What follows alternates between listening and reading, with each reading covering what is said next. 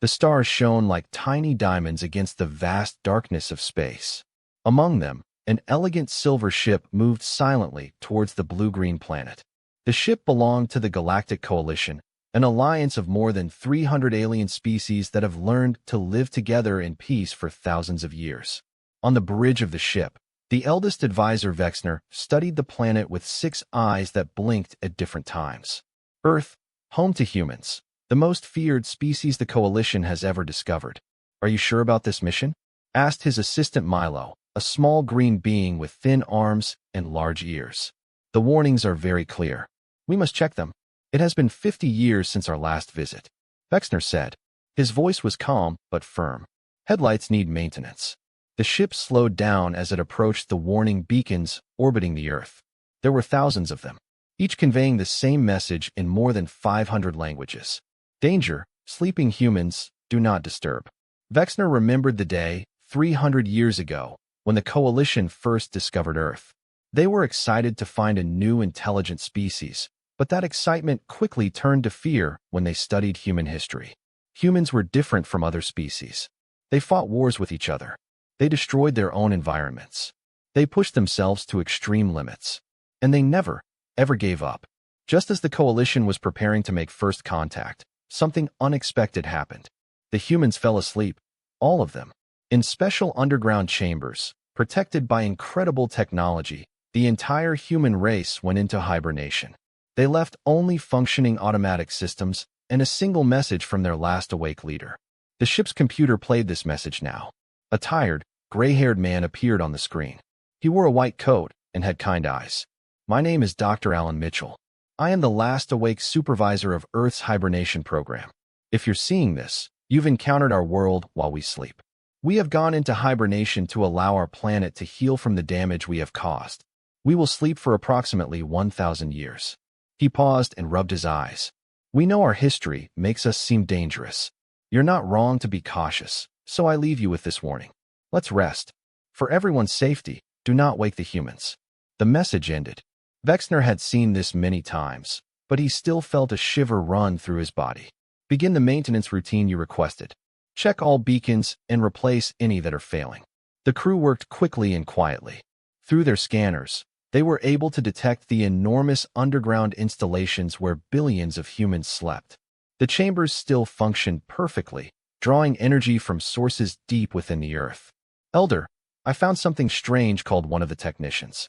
There is a small ship on the other side of the planet. Not one of ours. Vexner quickly went to the scanner. The ship was hidden in Earth's shadow, but it was definitely there. It was small, built to be fast, with hallmarks of Vordak's hegemony. The Vordaks were new to the Coalition. They joined only 20 years ago as a warrior race that finally grew tired of being isolated. They were still learning the rules of cooperation. Open a communications channel, Vexner ordered. After several attempts, the Vordak ship responded. Their captain appeared on the screen, tall and covered in red scales, with a spiky crest on his head. Captain Krizit, Vexner said calmly, your ship is in a restricted area. These lighthouses mark a quarantine zone. We were just curious, Elder, Krizit replied with a smile that showed a lot of teeth. We did not cross the limit of the lighthouse. See if he doesn't do that. The warnings about this planet are not exaggerated. Return to your designated space lane immediately. Krizit tilted his head slightly. Of course, Elder, we are leaving now. Communication has ended. Vexner watched the Vordak ship move away, but something didn't seem right. The Vordaks were very curious and ambitious. They did not join the Peace Coalition. They came together to have access to new technologies and knowledge. Mark this ship in our records. Vexner told his crew to double-check all the beacons near where they were hiding. I don't trust them. As his own ship prepared to leave Earth's orbit, Vexner looked once more at the sleeping planet. Humans were wise enough to recognize their own dangerous nature. He hoped the rest of the galaxy was wise enough to let them sleep. 6 months after the inspection of Earth's warning beacons, Ambassador Zixdal of the Vordak's hegemony sat in his private quarters at Coalition Central Station. The room was warm and dimly lit, just as he preferred. On the large screen in front of him, videos and images of humans from the Coalition archives were playing. Humans fighting in wars. Humans climbing mountains. Humans diving in deep oceans. Humans flying to the moon with primitive technology. Humans enduring pain that would kill most species. Humans surviving conditions that should be impossible to live in. Zixtal couldn't look away. His red scales glowed in the light of the screen as he leaned forward, his yellow eyes wide with fascination. They would be such perfect weapons, he whispered to himself. The door rang, and Zixtal quickly changed the screen to show business reports. "Come in," he called. Gary Wilson entered. He was one of the few non-Vordax Zixtal could tolerate. Wilson was old for a member of the Coalition, with pale blue skin that had turned almost white with age. He dedicated his entire 200-year life to the study of human history and was considered the Coalition's greatest expert on Earth. "Ambassador, you wanted to see me?" Wilson asked, his voice rough with age. "Yes, teacher. Please sit down." Zixtal pointed to a chair. "I have been studying the Earth reports and have some questions." Wilson sat down carefully. "I'm happy to help, but I must remember that information about humans is restricted." Zixtal waved his clawed hand dismissively. Yes, but now we are part of the Coalition. Certainly such restrictions do not apply to allies. They apply to everyone," Wilson said firmly. "The warning about humans is not just political. It's for their safety and ours." Zixtal leaned forward. "But why? They have been sleeping for centuries. What makes them so dangerous that we can't even study them properly?" Wilson sighed. He had answered these questions many times before. "Humans are uniquely adaptable," he explained. "Most species evolve to adapt to their environment. Humans change their environment to suit them. When faced with a problem, they don't give up. They become obsessed with solving it." "That seems admirable," Zixtal said. "That's it. But it's also scary. They were still primitive when they almost destroyed their own planet several times. They built weapons that could destroy all life. They fought wars over ideas." Wilson shook his head. "And they are physically remarkable. They can continue after injuries that would paralyze most CTs. They can survive extreme temperatures, go days without water, heal terrible wounds. Perfect soldiers," Zixtal whispered, forgetting himself. Wilson's eyes narrowed. "It is exactly because of this type of thinking that access to Earth is restricted, Ambassador. Humans are not weapons or tools. They are people. Complex, inventive, stubborn people who do not like to be controlled." Zixtal composed himself. "Of course, Professor, I meant no disrespect. I'm just curious from a scientific perspective." Wilson didn't look convinced. "Let me be clear, Ambassador. The decision to leave the humans in hibernation was not made because the Coalition fears them. It was done out of respect. They chose to sleep to save their planet. We honor that choice. What if someone woke them up?" Zixtal casually asked for just 1 or 2 for research. Wilson stood up, his old body suddenly rigid with alarm. That would be the height of foolishness. Humans are intensely social and protective of their own kind. Waking one of them would be seen as an attack on all of them. Dr. Mitchell's last message wasn't just advice. It was a warning. After Wilson's departure, Zixtal returned to classified videos. He watched footage of human athletes performing incredible feats, of human soldiers facing brutal training, of human explorers facing deadly environments with primitive equipment. He touched a communicator hidden in his desk. "Captain Crescent, what is your status?" The voice that responded was low and anxious. "We are approaching Earth now, Ambassador. No Coalition ships detected in the area." "Good. Proceed with the extraction. Remember, only 3 specimens from different regions. The Coalition must not know until we prove its worth." "What if there are complications?" asked Crescent. Zixtal smiled, showing his sharp teeth. "There won't be. They are just sleeping animals. What could go wrong?" As he ended the communication, Zixtal didn't notice a small light blinking on his desk. "The Coalition's security system flagged your repeated access to restricted human files and just recorded your conversation with Crescent." The Vordax ship hovered silently over the North American continent. It passed through the warning beacons by copying their signal patterns, making the defense systems think it was just another beacon. Captain Crescent stood on the bridge, his scales shining under the red emergency lights that usually remained hidden. "Scan complete," the captain informed his science officer. "We located 3 hibernation facilities within easy reach. One in what was formerly called Colorado, one in Ontario, and one in Oregon." Crescent nodded. "Good. Send in the extraction teams. Remember the Ambassador's orders. 1 copy from each location. And be careful not to damage the hibernation equipment. We don't want to wake up more than we carry." 3 small pods separated from the main ship and descended through Earth's atmosphere.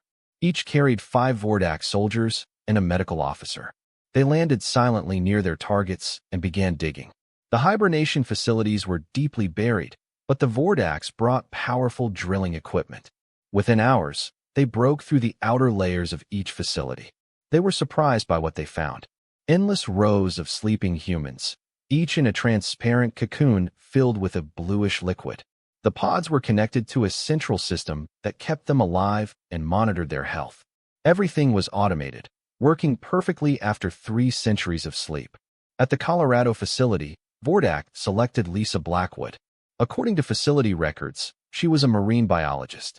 Her cocoon showed that she was in perfect health at age 34 when she went into hibernation. In Ontario, they chose Steve Carter, a 41-year-old mechanical engineer.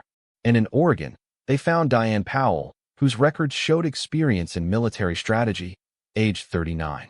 They then loaded the capsules onto their small ships and returned to the main ship. Back on the Vordak ship, the 3 humans were transferred to a special laboratory. Cruzid OBS, her medical team, prepared to wake them up. "Are the containment fields ready?" he asked. "Remember what Ambassador Zixville said. They can be dangerous when first awakened."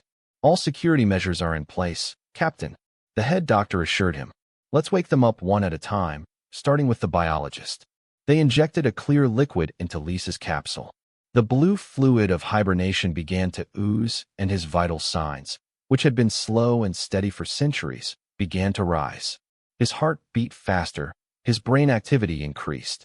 Lisa Blackwood opened her eyes for the first time in 300 years. At first, she just blinked, confused. Then she saw the red-scaled aliens watching her through the transparent walls of their containment cell. Her eyes widened, but she showed no fear, just surprise and intense focus. "Remarkable control," the doctor noted. "Most species would panic." They activated a translation device, and Cruzid spoke slowly. "Human, you are safe. We awaken you from hibernation to study. Cooperate, and he will not be harmed." Lisa looked around, taking in every detail of the lab. She noticed the other 2 pods where Steve and Diane were still waking up. When she finally spoke, her voice was hoarse from centuries of silence. "Water," she said simply. They supplied her with water through a crack in the containment field. She drank slowly, carefully. Then she asked, "How long have I been sleeping?" "Approximately 300 Earth years," Cruzid told her. Lisa nodded, as if this was exactly what she expected. "And why did you wake me up?" She looked at the other cocoons. "We are researchers," Cruzid lied. "We want to learn about humans. Your species is unique in the galaxy." Lisa's face remained calm, but something flashed in her eyes. A quick, calculating look that Cruzid didn't notice. "I understand," she said. "I will help you learn about us." Over the next few days, the Vordaks woke up Steve and Diane as well. All 3 humans seemed remarkably adaptable, quickly adjusting to their new reality. They answered questions, performed physical tests, and seemed to accept the situation. But when the aliens weren't looking, the humans exchanged glances. And late at night, when the lab was nearly empty, they would whisper to each other through the barriers between their cells. The Vordaks thought they were studying humans. They didn't realize that the humans were studying them back. Jack Summers frowned at his security console at Coalition Central Station. Something wasn't right. The system flagged unusual access to the archives of human history, but when it investigated, it found more problems. Someone accessed the location data of Earth's hibernation facilities, and the warning beacon network reported brief signal disruptions 3 weeks ago. Jack was not a typical Coalition security officer. Most officers focused on commercial disputes or smuggling. But Jack chose to specialize in monitoring protected worlds. Earth was the most protected of all. He tapped his communicator. "Commander Reeves, I need to speak to you. It's about Earth." 20 minutes later, Jack walked into Olivia Reeves' office. She was a tall, serious officer with dark purple skin and silver-flecked hair that showed her age and experience. His office was simple, with just a few personal items on his desk. "What did you find out, Officer Summers?" she asked. Jack placed his data pad on her desk. "Someone has been accessing restricted information about humans. Lots of it. And there are unexplained signal patterns near Earth's warning beacons." Olivia studied the data. "Do you have any suspects?" "Access codes belong to Ambassador Zixdal of Hegemony V. Ordax." Olivia's expression darkened. The Vordax. They never fully accepted the Coalition's rules. She struggled for a moment. We will need proof before making accusations against an ambassador. Prepare a small reconnaissance ship. We will check the headlights ourselves. Meanwhile, on the research vessel Vordax, Lisa Blackwood sat cross-legged in her containment cell. 2 weeks ago, aliens were studying humans. They performed physical tests, collected samples, and asked countless questions. The humans cooperated perfectly. Too perfectly, perhaps. But Vordax didn't notice. Lisa was observing his patterns.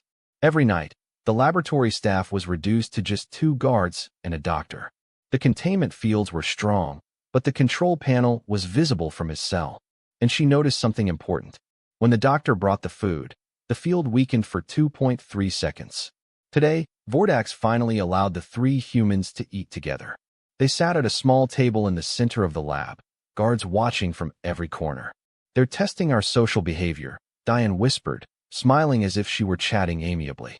The former military strategist analyzed the ship's layout every time they were transferred from their cells to the testing areas. Steve nodded. He was studying the ship's technology during testing. The ship runs on a similar power system to the one we were developing before hibernation. I understand most of it now. Good, Lisa said calmly. I've learned enough of their language to understand them when they think we can't. I know why they really woke us up. She took a sip of water. They want to use us as weapons against the Coalition. They think humans are perfect soldiers. Ironic, Diane said with a small smile. They chose a biologist, an engineer, and a military strategist. If they wanted guns, they got them, but not in the way they expected. The 3 humans had a plan. Steve figured out how to disable the containment fields. Diane mapped the path to the ship's communications center, and Lisa learned enough about the ship's systems to send a message to Earth, or whoever was protecting Earth. That night, as the boy calmed down for his sleep cycle, Lisa called the doctor. "Excuse me, I'm not feeling well." The Vordax approached cautiously. "What's the problem?" "I think it's the food. May not be compatible with human digestion," Lisa said, holding her stomach. "I need something for the pain." As the doctor prepared to pass the medicine through the small opening in the field, Lisa washed herself well. The field shimmered as always. But this time, Steve was ready. He created a small device with parts he stole during testing. He activated it as soon as the field flickered.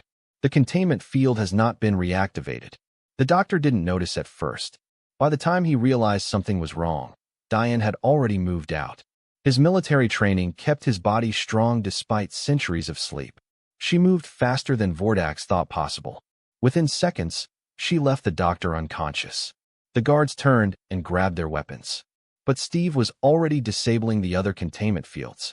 "We have 4 minutes before the system alerts the bridge," Lisa said, taking the doctor's access card. "Let's go." The 3 humans ran out of the laboratory, entering a corridor of an alien ship, ready to fight for their freedom. And for the billions of humans who still sleep peacefully on Earth. Captain Cruzit was enjoying his meal when the alarm rang. Red lights shone throughout their private dining room. He stood, knocking the chair back. "Bridge, report," he shouted into his communicator. Humans escaped containment was the answer in panic. They incapacitated 2 guards and the doctor. Cruzit cursed. How could this happen? The humans seemed so docile, so cooperative. "Locked all sections. Find them," he ordered. Meanwhile, Diane Powell led the ship's corridors. Her military training included memorizing maps, and she created a mental model of the vessel during her daily trips to different test rooms. "This way," she whispered, pointing left at an intersection. "The communication center must be 2 levels higher." Lisa and Steve followed closely behind. Steve carried a device he had taken from the lab, a tool that Vortex used to analyze materials. He modified it to disrupt its security systems. "The elevator ahead will take us upstairs," Diane said. "But they expect us to use it." "I can access the maintenance shafts," Steve said, pointing to a panel on the wall. "They work across all levels. I noticed them in the technical diagrams they showed me during testing." Using the doctor's access card, they opened the panel and climbed up a narrow shaft. The space was cramped, full of pipes and wiring. They climbed, hearing alarms and shouting as Vordax's voice is below them. When they reached the right level, Steve carefully opened another panel.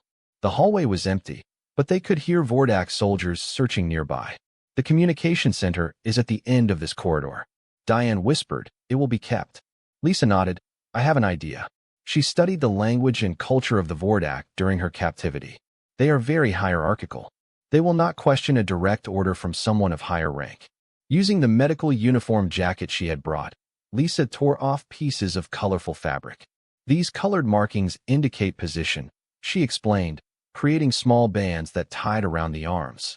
This will make us look like we have authority. With Diane in the lead, they walked confidently down the hall. When they arrived at the communications center, 2 guards stood at attention. Emergency protocol. Diane barked in Vordak's language, using phrases Lisa taught her. Samples must send a message to avoid system failure. The guards hesitated, confused by the strange mix of authority markers and the fact that the specimens roamed freely. That moment of confusion was all Diane needed. She moved with shocking speed, incapacitating both guards before they could react. Steve rushed to access the door controls. Inside the communications center, 3 Vordak technicians turned around in surprise. Before they could raise the alarm, Diane subdued them as well. Steve, can you work this system? Lisa asked. Steve studied the controls. It's similar to our satellite systems, only more advanced. Give me a minute. While Steve worked, Lisa and Diane locked the door. Lisa found the ship's internal communications system. I think I can use this to talk to the whole ship, she said. Just then, the communication center's main screen lit up. Captain Krotzit's angry face appeared. What do you think you're doing? He hissed. You are our exemplars, our property. Lisa stepped forward, facing the camera. That's where you're wrong, Captain. We are not owned by anyone. And now you will hear us. Krotzit laughed. Listen to you. I have a ship full of soldiers. You have nowhere to go. Then you must be very interested in what we have to say. Lisa replied calmly. Steve, show him. Steve accessed the ship's navigation system. He displayed his current position, in orbit around the Earth, and then showed what would happen if he activated the ship's engines on a collision course with the Earth's surface. A wrong move by your soldiers, Lisa said, and we crashed this ship into our planet. The impact would damage several objects' hibernation conditions. Do you know what would happen then? Millions of humans would wake up and not be happy. Krotzit's scales turned pale. What do you want? First, said Lisa, you will tell us the truth. Why did you wake us up? What do you really want with humans? Krotzit hesitated, then decided the truth could save his mission. We believe that humans would be perfect warriors for Vordax's hegemony. Ambassador Zixdal wants to create a human fighting force loyal to us. Lisa, Steve, and Diane exchanged glances. His worst fears were confirmed. Vordax didn't just want to study them. They wanted to turn humans into weapons. Captain Krotzit tried to remain calm as he spoke to the humans through the communication screen. His soldiers waited outside the communications center's locked door, but he ordered them not to attack. The threat of humans crashing the ship to Earth was too dangerous to ignore. Listen to me, said Krotzit. You don't understand the galaxy you woke up in. The coalition that watches over your planet is weak. The Vordax hegemony can offer humans a place of power. Lisa shook her head. You don't understand humans, Captain. We don't want to be weapons. We put ourselves to sleep to heal our world, not to wake up and fight someone else's wars. While Lisa kept Krotzit talking, Steve worked quickly on another console. He had found the ship's records and was learning everything he could about the current state of the galaxy. Diane watched the door and the ship's internal sensors, making sure they wouldn't be surprised. I found something, Steve whispered to Lisa. There's a coalition scout ship approaching.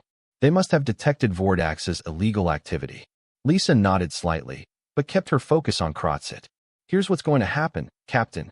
You will take us back to Earth, to our hibernation chambers. Then you leave and never come back. Krotzit's scales darkened with rage. You are in no position to make demands. Aren't we? Diane said, appearing. I accessed your weapons systems. I can fire on my own planet if necessary. This would definitely wake up more humans. Krotzit hissed in frustration. He didn't expect these primitive humans to understand his ship's technology so quickly. At that moment, Steve noticed something on his screen. Lisa, Diane, he said urgently. The ship's sensors are detecting another vessel approaching quickly. It's not Vordax.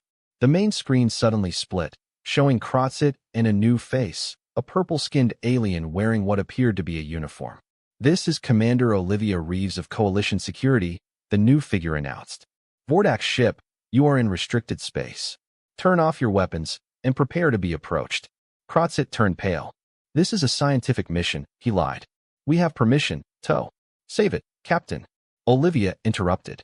We know you violated the Earth Preservation Treaty. Her eyes widened when she noticed the humans. Are these humans? You woke them up. They kidnapped us. Lisa quickly explained. He took us out of our hibernation chambers against our will. Olivia's expression darkened with concern. This is a serious violation of coalition law. She looked directly at the humans. I am deeply sorry for what happened to you. The coalition honored their species' wish to remain in hibernation for centuries. Krotzit suddenly shouted orders in the Vordax language. The ship rocked as its engines fired. He's trying to escape. Diane screamed, grabbing a console to steady herself. Steve worked frantically at his terminal, unlocking the engine controls, but he was controlling it from the bridge. Outside the communication center door, they could hear Vordax soldiers trying to break in. The door wouldn't hold much longer. On the screen, Olivia spoke urgently. We're in pursuit, but his ship is faster. Humans, if they can delay it. Working on it, Diane said. She had found the ship's internal systems and was closing off sections one by one. The door to the communication center opened. Vordax soldiers rushed in, weapons ready. The three humans stood their ground, prepared to fight if necessary. But before either side could act, Jack Summers' voice came over the comm system. Target locked. He announced from the coalition ship, firing a disabling shot. The Vordax ship shut down as the coalition weapon struck its engines, alarms blaring throughout the vessel. Engine power at 30%, informed the Vordax technician. We can't overtake them now. Krotzit roared in frustration, but he was a practical leader, with engines disabled and coalition forces approaching. He had no choice. Get down, he ordered his soldiers. Put your weapons down. The soldiers hesitated and then obeyed. Diane, Lisa, and Steve exchanged looks of wary relief. A wise decision, Captain, Olivia said on the screen. Prepare to be approached. The humans will be transferred to our ship. As the Vordax soldiers retreated, Lisa stepped forward. This isn't over, she told Krotzit. You said Ambassador Zixtal ordered this mission. He's still out there, still planning to use humans as weapons. Don't worry, Olivia assured them. The ambassador will face justice for this. The coalition takes protecting the Earth very seriously. Steve looked at the information still scrolling on his screen. Data about the XY gala in which he woke up. It was vast, complex, and dangerous. And now, they were awake, with no way to go back to sleep. The coalition ship was much larger and cleaner than the Vordax ship. Lisa, Steve, and Diane were sitting in a comfortable conference room with Commander Olivia Reeves and Security Officer Jack Summers. The humans were given clean clothing and food, and medical examinations confirmed that they were in good health despite the ordeal. I still can't believe we're here talking to aliens, Steve said, shaking his head. When we went to sleep, we barely had missions to Mars. Olivia smiled. The galaxy has many species. The coalition was formed about 100 years after it began its hibernation. We maintain peace and cooperation between more than 300 different civilizations. And you have been protecting the Earth all this time? Lisa asked. Jack nodded. Earth is classified as a protected world. Your Dr. Mitchell's final message was treated with great respect. The decision to let humans sleep and heal their planet was honored by the coalition. Until Vordax showed up, Diane noted. Olivia's expression darkened. Vordax only. Recently joined the coalition. They are still learning our ways. But this violation goes beyond simple misunderstanding. A screen on the wall activated, showing Captain Krotzit in a cell. Coalition officials interrogated him. He's telling them everything. Jack said, the Vordax respect strength and consider themselves defeated. Krotzit confirmed that Ambassador Zixtal ordered the mission to awaken the humans and study them as potential weapons. Diane leaned forward. So what happens now? Can you put us back into hibernation? Olivia and Jack exchanged worried looks. I'm afraid it's not that simple. Olivia said gently. The hibernation technology your people have developed is incredibly complex. We could return them to their cocoons, but reactivating the hibernation process properly would be difficult without human expertise. So we're stuck awake, Lisa said, understanding dawning on her face. For now, yes, Jack confirmed. But there is a more immediate problem. Ambassador Zixtal is unaware that his plan has failed. According to Krotzit, the ambassador expected regular reports on the specimens when those reports stopped arriving. He will know something went wrong. Steve finished. Exactly, Olivia said.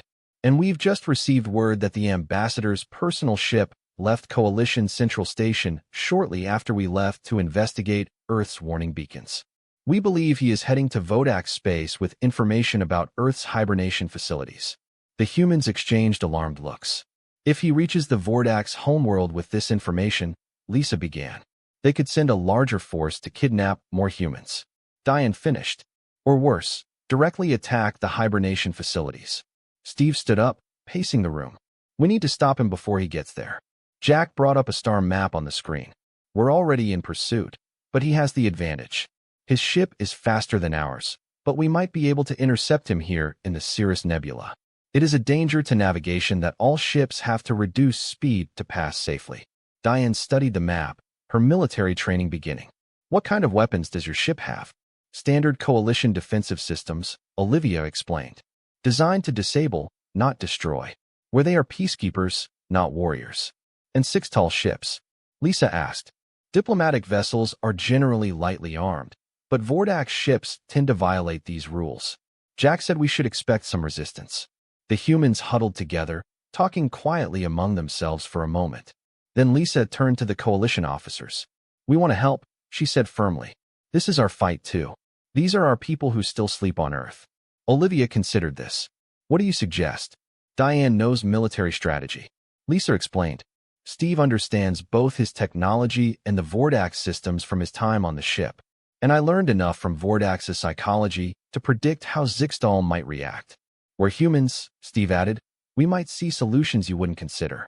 Jack looked skeptical, but Olivia nodded slowly. The Vordax wanted humans as weapons because they recognized their adaptive thinking. Maybe we can use the same ability to stop them. Commander, a voice called over the ship's communications system. We enter the Cirrus Nebula.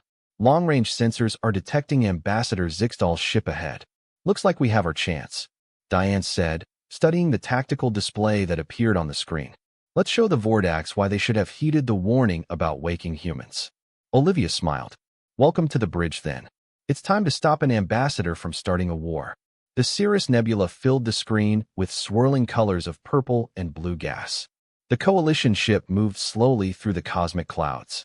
Sensors working at full power to track Ambassador Zixtal's vessel ahead. Lisa, Steve and Diane were on the bridge with Commander Olivia and Officer Jack. The coalition crew accepted the humans' help, impressed by his quick adaptation to the situation. His ship is just ahead, Jack reported, but there's a problem. The nebula is interfering with the targeting of our weapons. We can't get a clean lock to disable the engines. Diane studied the tactical display. What if we don't need to start his engines? She asked. Steve, you said that the Vordax ships have their communications networks in the upper hull. Right. Steve nodded. Yes, they consider it the most important system, so they put it where it is easiest to repair. Commander, Diane said, if we target their communications instead of the engines, we can stop Zixtal from sending any data to the Vordax homeworld. Olivia looked impressed. This could work, but we would need to get air much closer to get an accurate image through this nebula. I have an idea, Lisa said. She was studying the properties of the nebula. The gas affects your sensors, but what about the sound? Do your ships use audio communication? We have this capability, Jack confirmed, although it is rarely used. Open a channel to Zixtal's ship, Lisa suggested. I will speak to him in the Vodax language. Your culture values direct confrontation. If I challenge him properly, he might slow down or even turn around to face us. Commander Olivia nodded. It's worth a try. Open channel. Lisa stepped forward and began speaking in the harsh, crackling language of the Vordax. The coalition crew seemed surprised at his fluency. What is she saying? Olivia whispered to Steve. She's calling him a coward, Steve explained, saying that the real Vordax faced their enemies and didn't run away. It's a serious insult to their culture. The plan worked. Zixtal's ship slowed and began to rotate in the nebula. He's responding, Jack said, audio only. Zixtal's angry voice filled the gap. He spoke first in Vordax, then switched to common language. Do you think you can stop me? I have the secrets to human hibernation technology. The hegemony will reward me greatly for this knowledge. Target locked in your communications matrix. The weapons officer reported calmly. Fire, Olivia ordered. The coalition ship's weapons fired a precise beam that struck Zixtal's ship right where its communication systems were located. The bridge crew applauded. Direct hit, Jack confirmed. Your communication systems are disabled. It cannot transmit any data to the Vordak's homeworld. But the victory was short-lived. Zixtal's ship suddenly fired back, hitting the coalition ship with enough force to shake the entire bridge. He's running away. Diane watched, observing the tactical display. But look at his course. He's heading deeper into the nebula, not toward the exit. Steve studied the sensor readings. The nebula gets denser ahead. Your shields won't handle that speed. He's desperate, Lisa said. He knows that if he returns to Vordak space without the human data or specimens, he will lose everything. Commander Olivia opened a channel again. Ambassador Zixtal, your ship will not survive these conditions. Change course immediately. The answer never came. The humans will be ours. The secrets of your power will belong to the Vordaks. They watched in silence as Zixtal's ship moved deeper into the nebula. Dense gases and energy discharges battered the ship until the shields failed completely. The ship began to disintegrate. Can we save it? Lisa asked. Not at this distance, under these conditions. Jack said darkly. He made his choice. Sensors recorded the final destruction of Zixtal's ship. With him went the data he stole about Earth's hibernation facilities. 2 weeks later, the 3 humans appeared before the Coalition Council, a meeting of representatives from hundreds of worlds. They listened to Commander Olivia describe Vordax's plot and the humans' role in stopping her.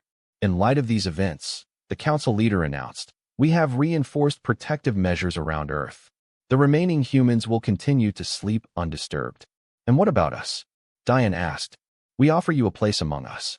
The council leaders said, as representatives of humanity, when your people eventually awaken naturally, you can help them understand the galaxy they will encounter. Lisa, Steve and Diane looked at each other. They had lost their world. The Earth they knew was centuries ago, but they found a new purpose. Later, when a coalition ship placed new warning beacons around Earth, Lisa added a message to personnel to automatic warning. It would be passed down along with Dr. Mitchell's original words for centuries to come.